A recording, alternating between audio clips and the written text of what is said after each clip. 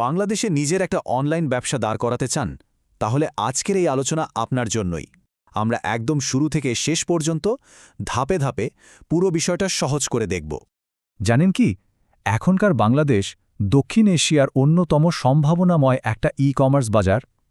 এখানে সুযোগ কিন্তু প্রচুর, আর সেই সুযোগটা কাজে লাগানোর জন্য এখনই কিন্তু একদম পারফেক্ট সময়। একবার ভেবে দেখুন, দেশে ১৩ কোটিরও বেশি মানুষ ইন্টারনেট ব্যবহার করে। এটা কিন্তু বিশাল একটা সংখ্যা। আর নতুন যারা ব্যবসা শুরু করতে চাইছেন তাদের জন্য এর থেকে বড় সুযোগ আর কি হতে পারে বলুন? তো একজন নতুন উদ্যোক্তার জন্য পুরো জার্নিটাকে আমরা মূলত ৫টা ধাপে ভাগ করেছি। আমরা এই ৫টা ধাপ নিয়েই এক এক করে কথা বলবো, একেবারে ব্যবসার আইডিয়া নিয়ে ভাবা থেকে শুরু করে সেটাকে সফলভাবে বড় করে তোলা পর্যন্ত। ওকে, তাহলে একদম প্রথম ধাপে আসা যাক। ব্যবসার আইডিয়াটা কি হবে, বিশেষ করে যখন শুরুতে বিনিয়োগটা কম রাখতে চাইছেন। চলুন কয়েকটা জনপ্রিয় মডেল দেখে নেওয়া যাক। প্রথমেই বলি ড্রপশিপিংয়ের কথা। এটি কিন্তু দারুণ একটা মডেল, বিশেষ করে নতুনদের জন্য। এখানে আপনাকে পণ্য কিনে স্টক করতে হয় না, প্যাকেজিং বা ডেলিভারি ঝামেলাও পোহাতে হয় না, কোনো চিন্তাই নেই। আরেকটা খুবই জনপ্রিয় অপশন হলো রিসেলিং। এখানে আপনার কাজটা আরও সোজা। আপনার ফোকাস থাকবে শুধু মার্কেটিং আর সেলসের ওপর। পণ্য দেওয়া থেকে শুরু করে ডেলিভারি পর্যন্ত সব দায়িত্ব নেবে পার্টনার কোম্পানি। এখন প্রশ্ন হলো, এই দুটোর মধ্যে পার্থক্যটা ঠিক কোথায়? দেখুন, ড্রপশিপিংয়ের সবচেয়ে বড় সুবিধা হলো ইনভেন্টারির কোনো ঝুঁকি নেই। অন্যদিকে রিসেলিং আপনাকে সুযোগ করে দেয় মার্কেটিং আর নিজের ব্র্যান্ড তৈরিতে পুরোপুরি মনোযোগ দেওয়ার। দুটো মডেলই কিন্তু কম ঝুঁকির, তবে কন্ট্রোল আর ব্র্যান্ডিংয়ের জায়গায় কিছুটা পার্থক্য তো আছেই।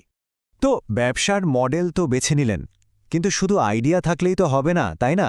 ব্যবসাকে বৈধভাবে চালাতে হলে কিছু আইনি ধাপ পেরোতে হয়। চলুন সেই ভিত্তিটা কিভাবে শক্ত করা যায় সেটা দেখে নিই। আর এই আইনি বিষয়গুলো কিন্তু একদমই হালকাভাবে নেওয়ার মতো না, কারণ সোর্সগুলো পরিষ্কারভাবে জানাচ্ছে যে এই নিয়মগুলো না মানলে কিন্তু জরিমানা থেকে শুরু করে ব্যবসা বন্ধ হয়ে যেতে পারে। পুরো আইনি প্রক্রিয়াটাকে আমরা সহজ করে ৩টে ধাপে ভাগ করতে পারি।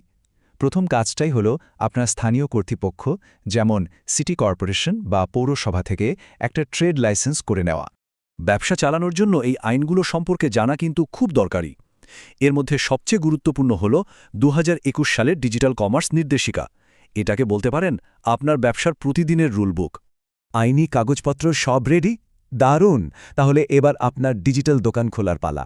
আর বাংলাদেশে শুরু করার জন্য ফেসবুকের চেয়ে সহজ আর জনপ্রিয় প্ল্যাটফর্ম সম্ভবত আর একটাও নেই। ফেসবুকে কিন্তু ছোট বড় মিলিয়ে প্রায় ৮ কোটি বিজনেস পেজ আছে।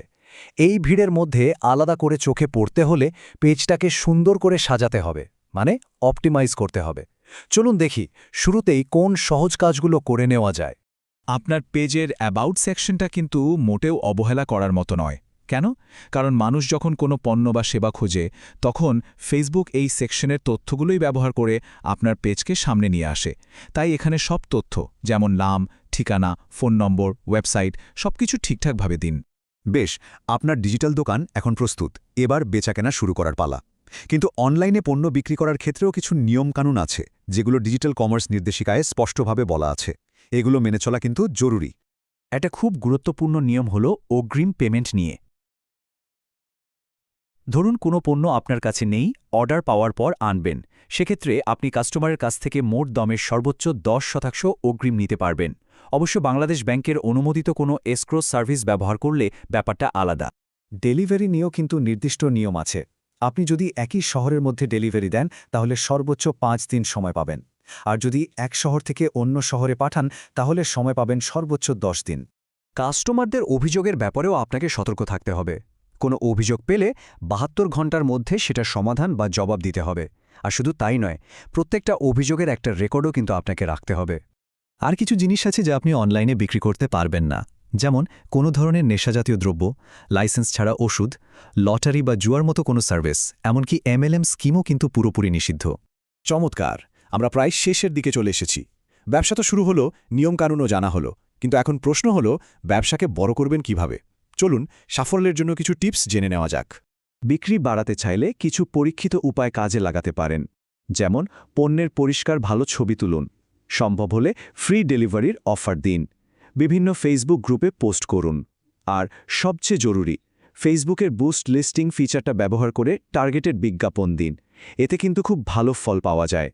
তবে একটা কথা মনে রাখতে হবে, আসল ম্যাজিকটা কিন্তু লুকিয়ে আছে ধারাবাহিকতার মধ্যে। এই কাজগুলো নিয়মিত করে যেতে হবে, কারণ একটা সফল ব্যবসা কিন্তু একদিনে তৈরি হয় না। এটা একটা ম্যারাথন দৌড়ের মতো, স্প্রিন্ট নয়। ভাবুন তো, এই পুরো গাইডলাইনটা যদি ঠিকঠাকভাবে অনুসরণ করা যায়, তাহলে 1 বছর পর আপনার ব্যবসাটা কোথায় গিয়ে দাঁড়াবে, সম্ভাবনা কিন্তু সত্যি বিশাল। তো বাংলাদেশে অনলাইনে ব্যবসা শুরু করার ব্যাপারে আমাদের আজকের আলোচনা এখানেই শেষ করছি।